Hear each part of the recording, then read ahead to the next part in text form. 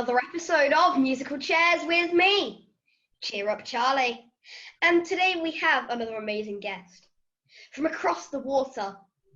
The amazing, the wonderful, the best presenter ever, the king of TV. He's Ross King, everybody! Hey! Hurrah, hurrah, hurrah!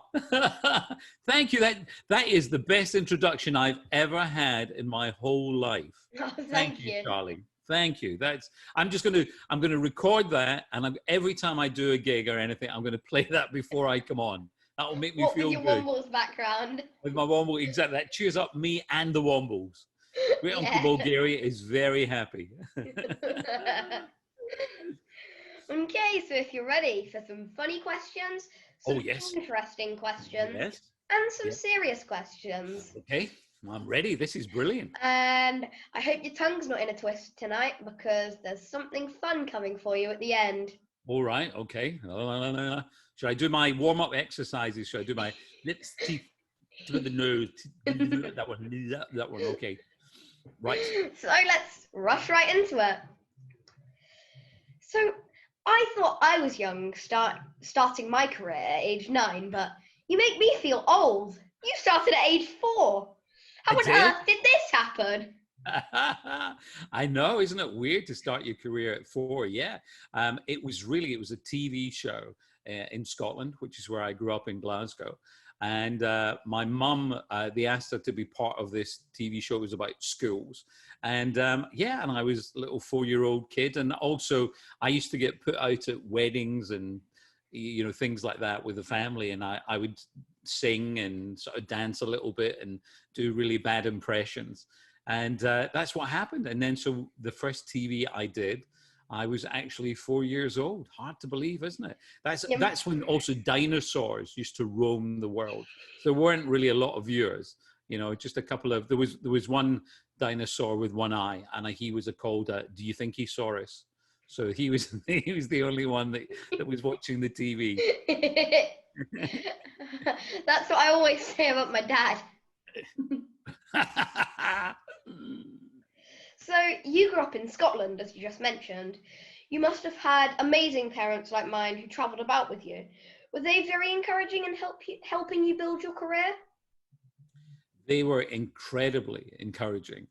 Originally, I was going to be a footballer, and my dad used to take me to all the football games and would come and watch me play all the time, and was really, really encouraging. Weren't we all? Here we are. And then when I was going to join a football club in Scotland called Partick Thistle.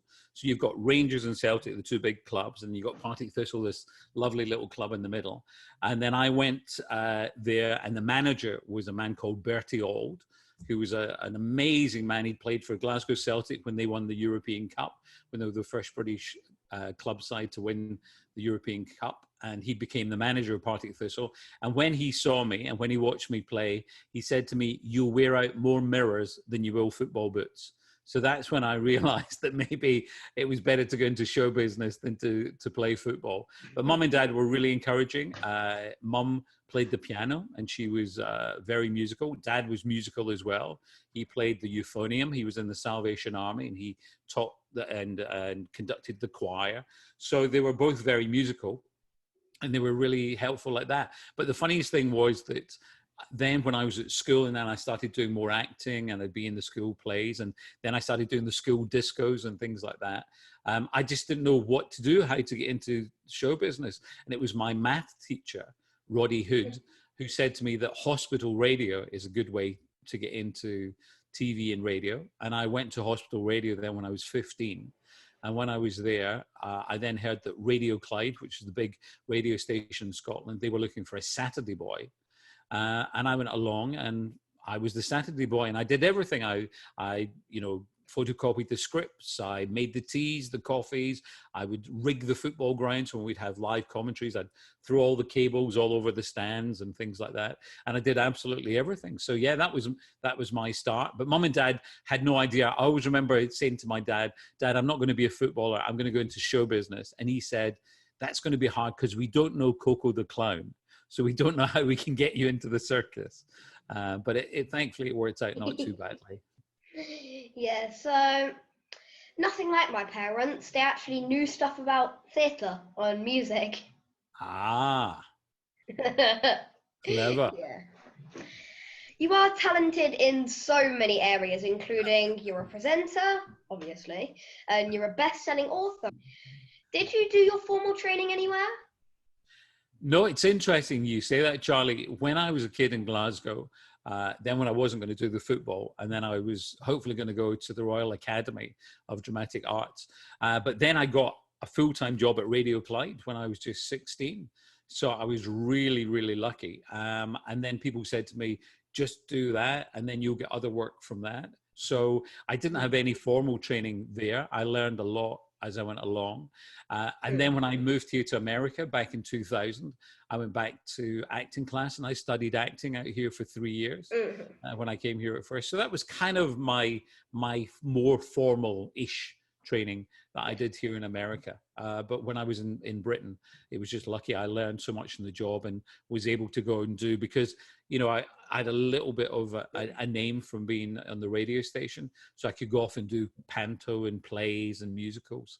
So really lucky. Yeah, that's cool. What made you take the plunge and head over to the US to work? And how hard is it for people to get work over in America? It's very hard to get work out here in America. It's a very, very tough business out here. In fact, I think it's even more tougher than it is in Britain, because this is the epicenter of the entertainment industry. And, you know, most people who want to, you know, really go for it do come out here. So you get everyone here. But I've been really, really lucky. I just took the plunge because I've been really lucky again in Britain, and I've done so many different things, a variety of things. And I've been doing, I did a couple of movies when I was a kid, and then I'd been doing radio and TV and theatre. And I was just a little bit bored, to be really honest with you, Charlie. I just wanted a bit of a change, and I didn't know what I wanted to do. I'd just been doing the Rocky Horror Show, playing Frankenfurter, which for me was the best theatre job I'd ever had in my life. And then I did a musical at Sadler's Wells in London, 1999 into 2000. And that had been wonderful, but I just felt that I needed like an injection of life a bit more. And I thought, what shall I do? And I'd always loved America. I'd been to LA a few times, and I'd been offered some work here in the past, and I'd never taken it because I was too busy concentrating on things in Britain. And then I thought, you know what? Now's the time. I will just give it a go. And here I am 20 years later. How ridiculous is that? And with what you said you were lucky. There's it's a balancing act between lucky and skillful. Luck for you goes down here. Skill goes up here. Oh, well, that's very kind of you. But, you know, I think that so much of this business really is luck. And you know, hopefully you've got a little bit of talent as well that you can then top up that element of luck. But if you do get a lot of luck, it really does help. And also, you know, people always say, and I think it was Gary Player, who was a great golfer years ago, always said that the more I practice, the luckier I get. And I think that's really true. I think sometimes you can make your own luck a little bit, and if you really work hard at things. And I got great advice from my mum and dad. And they would say things like, just do your best. That's all you can do. And when you realize, you know, especially for someone like yourself, so young, it's sometimes hard to really understand that, because you think, just do your best. Of course, I'll do my best. But you know how much goes in to helping you do your best. And it's like today, you know, you're so well versed at all this, but you've also done your research. So you know that you're really going to do your best. And doing your best isn't just like, I used to think of football. Well, of course I'm going to go out there and of course I'm going to do my best. I'm going to try. But then, you know, you start thinking about it. Did I train as hard as I should have? Did I get as much sleep as I should have? Was I eating the right things? And everything that goes into making you really be able to do your best. So that was great advice from mom and dad. Yeah. So you and my daddy have something in common. You both have an MBA. How amazing was it to receive this for your services to the industry? it was unbelievable. I know because I just had a quick chat with your dad before we started filming here, how excited he was and how excited I was. We were both so lucky that the Queen gave us our medal. I was really shocked and surprised because my dad did a lot of work, a lot of charity work, and mum did too. And I always used to say to them when the New Year's honours list or the birthday honours list came out, I go, why didn't you get something? And my dad used to always say to me, people like us don't get these things. And that's how I always thought. And I never gave it a thought that anything like that would ever happen. And then when I got the note saying that I was getting it for broadcasting and for the arts and for charity. To get like a 3-for-1 deal was unbelievable. Yeah. And then to actually meet the Queen, who that was the second time I'd met the Queen. I'll tell you a funny story. The first time I ever met the Queen, I was doing a concert in Hyde Park in London. Wow. And of course, Buckingham Palace is really close to there. And she was sitting really far back for the concert was taking place. And at the end of it, I met her and I said, Mom, you were really far back. Could you hear and see everything okay? And she said, I was so far back, I could have stayed at home and opened a window. She could have stayed at Buckingham Palace and just opened the window. And so she's a really lovely, lovely lady. Yeah. And then I was lucky that and your dad will know this as well, that they say she might chat, she might not chat. And if she does chat to you, when she lifts her hand up to shake your hand, that's the end of the conversation. And if you don't move back, she will actually gently push you back and then off you go. And so the minute I was watching her and the minute her hand started to come up, I just wanted to say thank you to her for being this just incredible royal ruler. And I just wanted to say thank you to her. And I've got a really lovely photograph of me and her smiling. And when the Queen smiles, it's just the most beautiful thing. So I feel so lucky to have got that photograph to go with my little MBE. So I can see you're quite greedy because you decided that one news Emmy wasn't enough. You needed 4. Has this been a career highlight for you? It has. You see, that's the problem. When you go on eBay, Charlie, and you realize you can buy an Emmy, and you think, "Oh, I'll buy another one, or I'll get 4 for the price of 1." I was very lucky that when I moved here to Los Angeles, I wasn't here that long, and then I joined a great station out here called KTLA, which is one of the biggest channels out here, and they have great shows. And I was lucky to be part of the news at 10 and also the morning show. And I started off doing the weather for them, and then I did entertainment and then did news for them. And yeah, I was just really lucky to be there at the right time and to get the Emmy. So yeah, it was just a really, again, something that I never ever believed would ever have happened. And if I'd been your age and someone had said to me, one day you'll live in Los Angeles and you'll have these things, I would just have laughed. And I still kind of laugh. I laugh now as well because it's just all very silly. I see I gave you quite a shock when I said you're greedy. Yeah, exactly. I was like, whoa, Cheeky Charlie. It's not Cheer Up Charlie, it's Cheeky Charlie. Whoa, you can't do that. So, you have interviewed stars that I can only dream of. Okay, I have you now, so I'm doing all right. The only way is up from here, Charlie. Yeah. You've got me. I'm not even on the list. You're going to get A-listers. I'm not even on the alphabet list. I'm not even a Z-lister. So, but the way is up from here. You're going to get onto the alphabet list. I think I'm pretty high currently. Currently, I think I'm pretty high. Who has been your favourite person you've interviewed and why? Oh, why? Good question. I've had so many. I think also when you've watched movies. So, as a kid watching Grease, the movie, and then, when I got to meet Olivia Newton-John, who was Sandy, and then, to to go to parties with her and things like that. Again, it's really weird when you're a kid. And then also people that you've watched on screen, like, that's very good. That's you doing Home Alone. Is that, oh, it was a good impression. You didn't even mean to do it. Then people like George Clooney and Julia Roberts. These people that you've just watched for years on the big screen, and then to actually get to sit down and interview them. And I always think how lucky I am, because I know for so many people, if they just saw them in the street or in a restaurant, they'd be so excited. Yeah. And then if they actually got to meet them and just go hi, they'd be so excited. And I think with these people, I'm lucky I get to sit down with them and chat to them for half an hour and have my photograph taken with them and ask them all the questions that I've always wanted. So again, it's just makes me realize how fortunate I am. But George Clooney's great because he's really funny, and Julia Roberts is great because she doesn't suffer fools gladly. So they're just a few of my favorites. I'm so lucky I haven't really ever had a bad interview until today. And so no, I'm really, really lucky. Thanks. I take that into account when I'm doing your tongue twister. Oh, you're going to get your own back. Cheeky Charlie.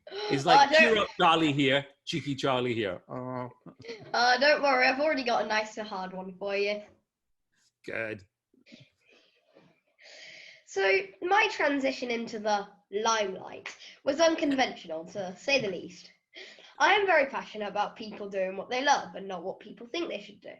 I want #CheerUpCharlie to be associated with acceptance. It is about time that bullying is tackled once and for all. I'm now very lucky to be in a position to use my voice and speak to people like you that give my generation the hope that things will change, and that the one big voice I have can become a huge roar. The world we live in, even as a child, I have learned, can be very cruel. And not just children, but adults too. Everyone loves to watch the arts, and it has got most people through lockdown. So why the massive negativity surrounding those that choose to do it? How, as a future generation, can I help this, especially around boys? I think the great thing, and you radiate this, Charlie, is positivity. And this is the thing that, you said, you've faced. And I think all generations face it at the moment. And it's a really tough time that we're going through, that everyone's going through. And even for my generation, we're facing something that we never, ever gave the slightest thought to. But now with social media, there's very much, as you know, it's called the cancel culture. So if someone says one tiny thing that's not quite right, the whole army of people dive in and go, they should be fired, or they should be taken off the air, or whatever. And so there's a huge negativity around. Yeah. And I think the great thing for your generation, Charlie, and you're just a great ambassador for this, is that it's being positive. It's celebrating the great things in life and celebrating the fact that everyone's different. Everyone looks different. Everyone acts different ways. Some things people enjoy, some things people don't enjoy. Mm-hmm. You can have opinions in things, but it's fine to have an opinion. And if your opinion is different from another person, that's fine. It doesn't mean you can't like that person. No. You've just got a different opinion. And this is the problem, is that the world's become very divisive. And whether it be through politics or just any other subjects, it seems to be at the moment, it's so crazy. And I think that your generation is the one that's going to change the world again, and going to change the world for the better. And I love what you're doing. And I love, as I said, that positive energy. And your energy is so infectious. Mm-hmm. Thank and you. That's the great thing. And that when you spread the joy that you're doing and with what you're doing, people can't help but be infected by your wonderful charisma and personality. Yeah. So there's more of that, and the more that you can get that message out, and the more people that you can get to join you with that same message, will make the world a better place. Well, speaking of that, do you work with any charities? Because the Diana Award, which is the anti-bullying campaign that I am an ambassador for, could always use amazing people like you.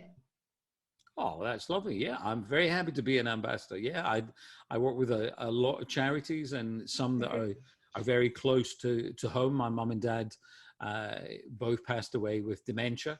And so I support that. My dad, as I said, was in the Salvation Army. Yeah. I get involved with, there's a wonderful charity that's out of Ireland called Cinemagic. So I get involved in that. And then the Beatson, which is an amazing cancer charity in Scotland. So yeah, so I love being involved with charity, because it's just, you know, everyone's got to try and give back, even if it's just a little bit. So we've all got to do a bit, and you are doing a huge bit. So well done. I'm going to give you a round of applause right now. I'm going to give you a standing ovation. Thank you. Growing up, was bullying something that ever affected you, or have you ever experienced bullying since you have worked in the industry professionally? Yeah, I mean, growing up in Glasgow's a bit of a tough city to grow up in. Yeah. And yeah, when I was at school, there was bullying, not horrendous amounts of bullying, but little bits of bullying went on. And I know that my friend Kenny and I were at school, and we had to a couple of times, you know, sort of hit back at the bullies. And then also when you went to secondary school, that first year was terrible. I remember it just because even on the first day they used to egg the new first years, you know, and that was just terrible. You were ducking to avoid these eggs as you were trying to go into school and in the playground. And there was a fair bit of bullying. And one, you know, my dad was very good and always, you know, taught me to stand up to bullies, and it's not easy to do. And I found that certainly with my friend Kenny, it was really good that I didn't have to suffer it on my own, that I then had I had a friend who'd also been taught the same by his parents. And so we stood up to the bullies. But again, I realized for so many people, it's not that easy. So I was very fortunate. And then I also think I took a lot from that when I moved into the world of entertainment. And yeah, there's a lot of bullies around. And it's an interesting thing. There's a Buddhist saying, which is, don't listen to what someone is speaking, listen to what they're actually saying. And sometimes that really applies to bullies as well. So, you know, what they're speaking is this incredible, yeah, I'm big and tough. And actually what they're saying is, I'm anything but that. I'm really vulnerable, and I'm just doing this as an act so that people don't think that I'm insecure. And that's quite an amazing thing when you realize that with a lot of people. And it happens a lot in the entertainment business because everyone wants to try and be big and, you know, this big bravado outlook in life, and I'm so confident and I'm so this. And then also what they do sometimes to put people down is just an act, because they think if they put people down, it makes them go even further up, and it just doesn't work that way in the end. And yeah, you know, there's been a few times when people have tried to bully me, but again, I just take the experience that I got as a kid in Glasgow, and what I normally do is have a quiet word with them and say, you know, just don't do it. It's not going to work in me. And amazingly, sometimes, you know, if you confront bullies, that it can actually work. And again, I'm not saying that's the easy thing to do, and not saying that it works all the time. And because bullying can be just unbelievably horrendous. But sometimes some of that actually does work, and it's certainly worth a try. So now's for a round of funny questions. All right, okay. So I hope you're ready. This is where my fun happens. All right, okay. And it gets quite interesting. Okay, Charlie. I love your voice, Charlie. You've got a brilliant voice as well. Thank you. Great broadcasting voice. Well, thanks. I think you've got a pretty good one as well. Thank you. That's very kind. And by pretty, I mean extremely good. You've just got that laugh. You've got that laugh. Really, that silly laugh. Not the silly laugh, just the perfect, just the perfect broadcasting laugh. Oh, right. Oh, good. Oh, I always hate when I hear myself laugh. I try not to laugh. It's a funny thing that I was taught when I was a kid in local radio. There was a wonderful lady there called Sheila Duffy, and she would interview people. And because it was for the radio, then if they said something funny, she would laugh like this. She'd go, so it didn't interrupt all the interview, because obviously it's for radio. And I learned to do that. So sometimes I still do that and laugh silently. Go, and I hate the sound of my own laugh. So that's another reason. But thank you. That's very kind of you. Yeah, it goes like this in our house on a daily basis. Charlie, will you just stop for 5 minutes? Charlie, stop doing this. Charlie, please, just stop for 5 minutes. Whether it's talking, dancing, singing, or just generally making shows up. Is there anything your wife constantly tells you off for? Oh, everything. Yeah, I'm a bit like you. I never sit still. I'm always thinking of stuff. In fact, my nephew, Ewan in Glasgow, when he comes out here, he always says, "Uncle Rossi, why do you eat standing up?" And it's because I'm on to the next thing. I'm always doing something. So I find it hard to sit still and not do something. I'm trying to get better at that. I'm doing yoga now, and that makes me a little calmer. And an hour, and I just sit and do yoga, and that really just makes me come down a little bit, which is good. So yeah, sometimes it's good just to have a little bit of a rest time. But I'm like you, Charlie. I keep going. You're like the Duracell bunny, aren't you? You just keep going and going and going. Yep. If you could interview any person, regardless of era, who would it be? No, there's no one I'm so lucky, the people that I've met and the people that I've interviewed, and I've been lucky to interview prime ministers and presidents as well, and actors, and yeah, there's no one still. Last year I got to interview Barbara Streisand twice in the space of about 3 weeks, and she was just, again, as a kid, I'd watched her version of A Star Is Born and fell in love with her. So to actually sit with her and then to be asked back again a couple of weeks later by her to go back and interview her was just amazing. So she was just really a bit special. So yeah, no. Oh, I tell you, I would love to have interviewed Elvis. I'd love to have interviewed Elvis Presley. Yeah, there's one. I've never ever said that ever in an interview, because I've never really thought about it enough. But see, there you are, Charlie. You're such a good interviewer. You see, you brought that out there. You made me think about things. Thank you. So yeah, so Elvis, because I can sing better than Elvis. Well, I can now. So you've done so many red carpet and prestigious events. Have you ever tripped up or something like that, or got a really, really famous person's name wrong, or have you ever seen that happen?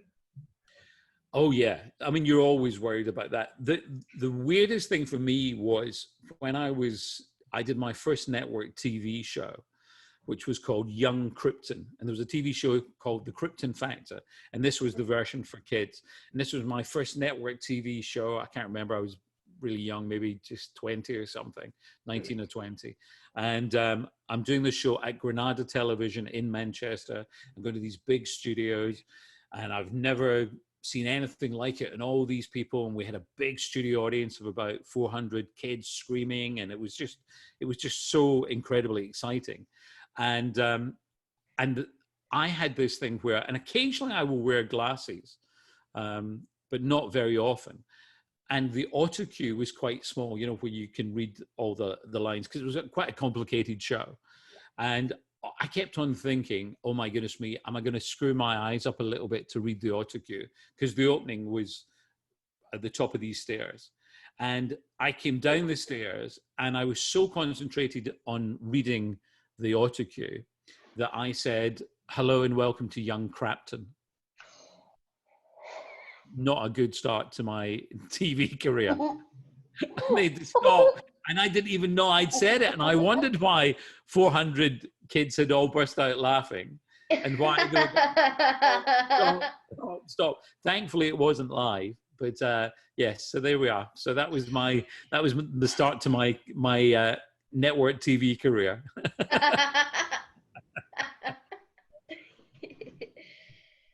Now, I'm a kid, and a nosy one at that, if you haven't noticed. Cheeky What is Charlie. something that no one knows about you until today? The more embarrassing, the better. Something that no one knows about me The until more today. embarrassing or disgusting, the better. Oh, disgusting. Embarrassing or disgusting? That's a good question. My earlobes are really, really big, and you could actually swing from them. And this is a true story, and I've never told anyone this story. So there was a man came to my house and wanted to buy my house. Yeah. He just like this crazy man from the street came in, and then he kept on coming up with all these different things that he was going to give me as part of the deal to buy my house. And then he said to me, he said, I like how you look, he said, but he said, you have very big earlobes. He said, but I have a company that can make your earlobes smaller. And he said, it will make you look so much younger. And I just laughed. And as he left the house, I am not kidding you, Charlie, I went to the mirror and I did this. And I turned my earlobes up. And I looked in the mirror for about 5 minutes and thought, I think it does make me look younger. I think it does. So I'm thinking about getting a little bit of tape and sticking my earlobes up like that. What do you think? Do you think it makes me look younger? What do you think? I think you already look incredibly young, Ross. Oh yeah, thank you, Charlie. Right answer, correct answer. So there we are. There, I'll just unroll my earlobes now. I'll let them drop down now. Sometimes I just tie them on top of my head in a bow, like that. It's quite nice. So now's for a round of quickfire questions. Oh right, okay. Who would you go and eavesdrop on if you were invisible? Who would I go and eavesdrop on if I was invisible?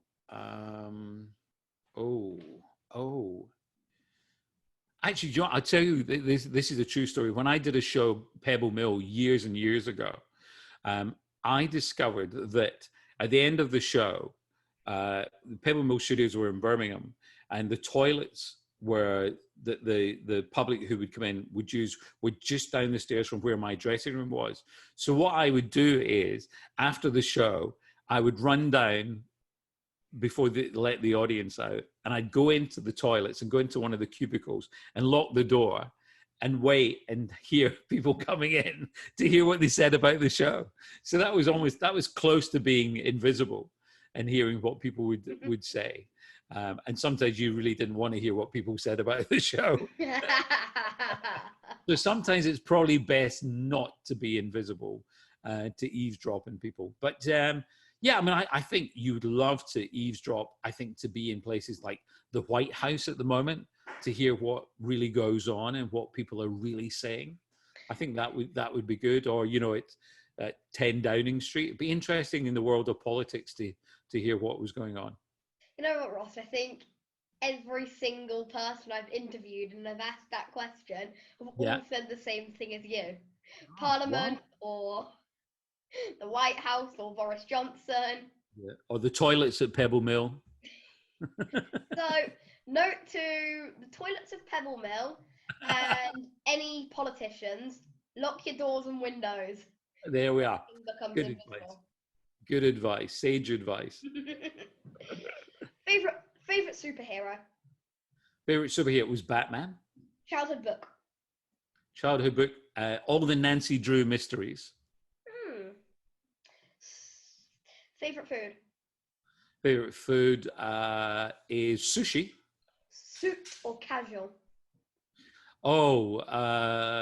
That's such a hard one because, the great thing is actually when you see me in TV, I get to do both because Dan, who's my wonderful cameraman out here, he always has a laugh because the top half of me is normally like a suit jacket sometimes and a shirt, but the bottom half are my shorts and my flip-flops because you don't see all of me in TV.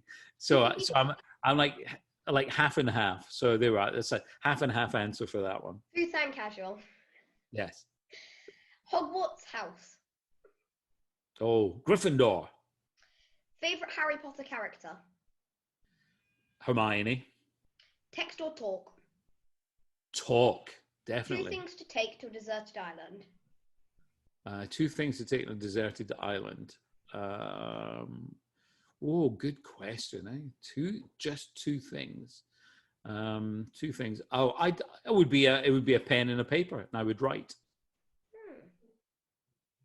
That's probably one of the best answers to that question ever had. Oh. Now I'm about to ask you the most controversial quickfire question you'll ever be asked. All right. Okay. Oh, wow. Am I going to get in trouble with this one? Yeah. Scotland, Yes. England, Yes. or America? Oh, wow. That's such a hard one because you see, they're all, Scotland will obviously always be my home. Mm-hmm. That's where my heart will always be. England was home to me for a long time, and I love England. And America has been so brilliant to me, and I love living here. If I have a choice in terms of living, I love living in America because of the weather. That's the biggest thing. I love that. But each of those other places always has such great memories for me. But Scotland will always be, home, where my heart is. So now when I said I hope you don't have your tongue in the twist. Well, that's because Yes. I'm about to do a tongue twister for you. Oh, wow. I really do hope you're ready for this because it's not one smart fellow. He felt smart. It's not that one, is it? No. Can you do that one? Yes.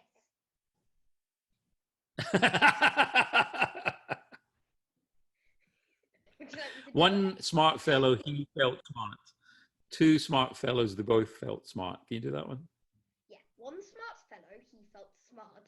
Two smart fellows, they both felt smart. Three smart fellows, they all felt smart.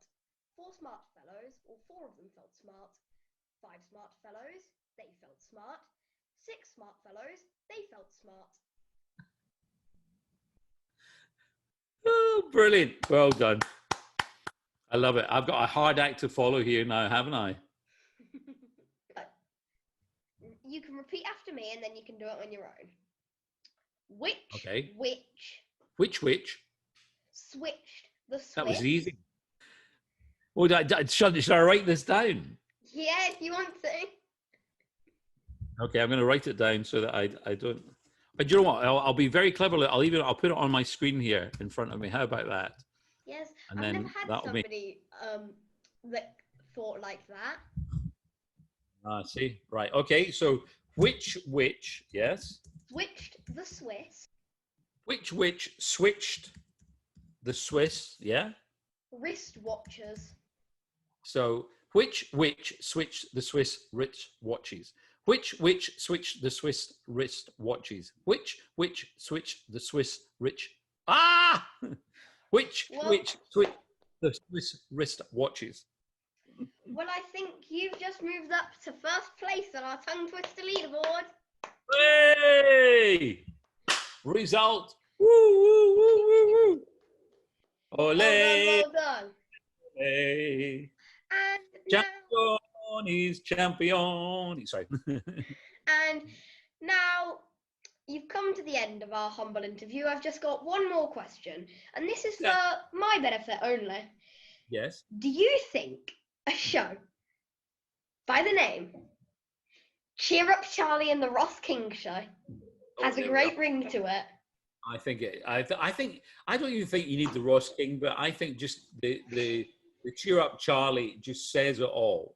I think that, one thing you'll learn about the business, Charlie, is it's all about billing. It's all about billing. You want to be top left or, above the name of the show, everything. So I think having CheerUpCharlie right up there, you don't need anything else. That's it. Thank you. It's top billing. You are the man. And have you ever thought of mentoring a child presenter? Of course, I do, and I'd be thrilled to mentor you if you would like me to mentor you. Yeah. There we are. Well, consider it a deal. We'll do a virtual shake on that. There we are. Consider me now your mentor. And then to seal it off, we can do a virtual elbow bump. Oh, elbow bump as well. Oh, yes. There we go. Thank you. Pleasure. Thank you very much. So, wasn't that another amazing episode of Musical Chairs with CheerUpCharlie? Thank you so much, Ross. It was a pleasure and an honour interviewing you. It really, really was. I think you'll find the pleasure and the honour was all mine, Charlie. So thank you. Congratulations. It was such a fun interview. I really loved it. You're And the to man. tie it all up, that Womble's background, just amazing. Great Uncle Bulgaria says, thank you. So my best regards to Great Uncle Bulgaria. Take care, pal. Speak to you soon. Bye. Take care. Bye, Ross. Bye. So, wasn't that a cool episode? It was really fun. Wasn't that Womble's background cool? So remember, if you want more videos like this and you want to make a difference, then hit that subscribe button, turn on your notifications bell, and just smash that like button. Smash it until you can't touch it no more. Remember, what about 3,000 likes for this video to make a difference? And road to 4,000 subscribers. Come on, guys, we can do this. It's the only way we can make a difference.